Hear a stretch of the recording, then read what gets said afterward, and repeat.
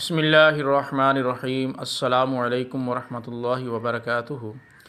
اللہم صلی علی محمد وعلی آل محمد واصحابہ وبارک وسلم۔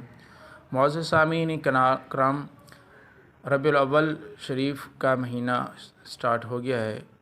اس نسبت کے ساتھ حضور نبی کریم رحمۃ اللہ علیہ وسلم کی ولادت با سعادت کے موضوع پر انشاءاللہ العزیز بات کریں گے۔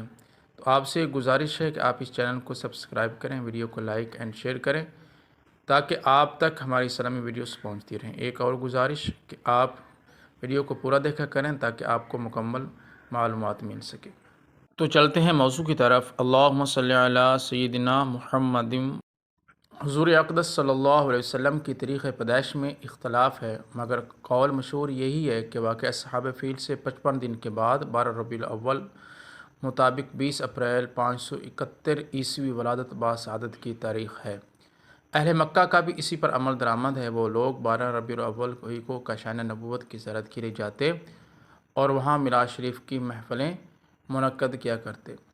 تاریخ عالم میں یہ وہ نرالا اور عظمت والا دن ہے کہ اسی روز عالم ہستی کی ایجاد کا باعث، گردش لیل و نہار کا مطلوب، خلق آدم کا رمز، کشتی نوح کی حفاظت کا راز، بانی کعبہ کی دعا، ابن مریم کی بشارت کا ظہور ہوا۔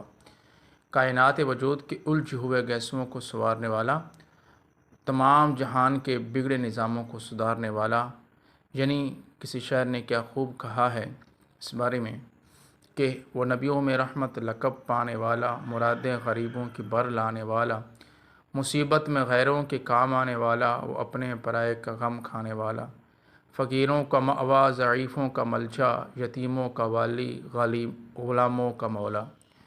سند الاصفیاء، اشرف الانبیاء، احمد مجتبیٰ محمد مصطفیٰ صلی اللہ علیہ وسلم عالم وجود میں رونق افروز ہوئے اور پاکیزہ بدن، ناف بریدہ ختنہ کیے ہوئے، خوشبو میں بسے ہوئے، بحالت سجدہ مکہ مکرمہ کی مقدس سرزمین میں اپنے والد ماجد کے مکان کے اندر پیدا ہوئے۔ باپ کہاں تھا جو بلائے جاتے اور اپنے نونہال کو دیکھ کر نہال ہوتے؟ وہ تو پہلے ہی اللہ تبارک و تعالیٰ کے پاس جا چکے تھے۔ دادا بلائے گئے جو اس وقت طواف کعبہ میں مشغول تھے۔ یہ خوشخبری سن کر دادا عبدالمطلب خوش حرم کعبہ سے اپنے گھر آئے اور والہانہ جوش محبت میں اپنے پوتے کو کلیجے سے لگا لیا۔ پھر کعبہ میں لے جا کر خیر و برکت کی دعا مانگی اور محمد نام رکھا۔ آپ صلی اللہ علیہ وسلم کے چچا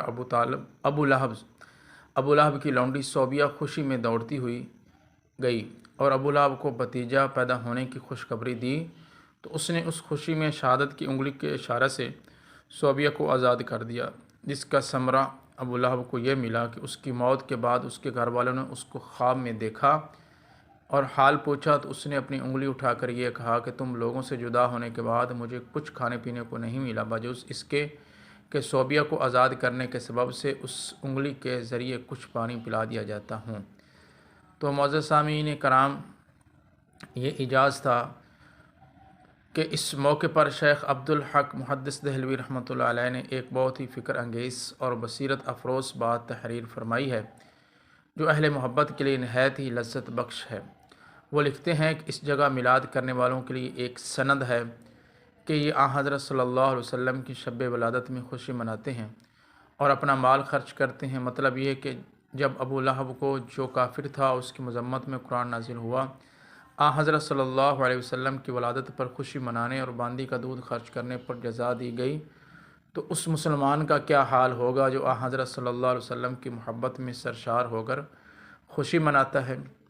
جس مقدس مکان میں حضور اقدس صلی اللہ علیہ وسلم کی ولادت ہوئی، تاریخ اسلام میں اس مقام کا نام مولد النبی صلی اللہ علیہ وسلم یعنی نبی کی پیدائش کی جگہ ہے۔ یہ بہت ہی متبرک مقام ہے۔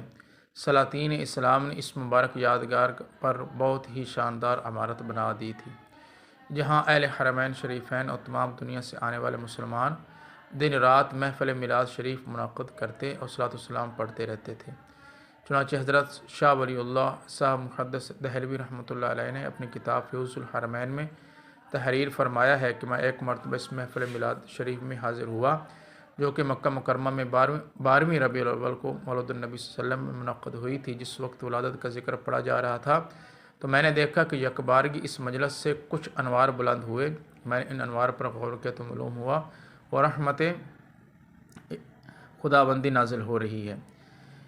جب حجاز پر نجدی حکومت کا تسلط ہوا تو مقابر جنت المعلی و جنت البقیع کے گنبدوں کے ساتھ ساتھ نجدی حکومت نے اس مقدس یادگار کو بھی توڑ پھوڑ کر مسمار کر دیا اور برسوں یہ مبارک مقام ویران پڑا رہا۔ مگر میں جب جون 1959 میں اس مرکز و خیر و برکت کی زیارت کے لیے حاضر ہوا تو میں نے اس جگہ ایک چھوٹی سی بلڈنگ دیکھی جو مقفل تھی۔